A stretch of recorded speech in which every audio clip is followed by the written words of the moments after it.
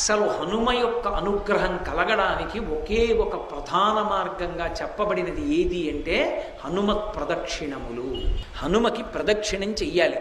ప్రదక్షిణము అంటే ఒక్క మాట తిరగాలి. కానీ అది 3 మార్లు తిరగచ్చు, 5 మార్లు తిరగచ్చు, 7 మాటలు తిరగచ్చు, 9 మాటలు తిరగచ్చు, 16 మాటలు, 21 మాటలు, 108 మాటలు. పసుపు కొమ్ములు కాని, బియ్యపు గింజలు కాని, వక్కలు కాని, వీటితోటి ప్రదక్షిణం చేసేటప్పుడు నిండు గర్భిణి ఎలా నడుస్తుందో అలా నడవాలి. ప్రదక్షిణం చేస్తున్నంతసేపు కూడా ఒక శ్లోకమే చెప్పాలి. రామనామ భజన చేస్తూ కూడా ప్రదక్షిణం చెయ్యకూడదు.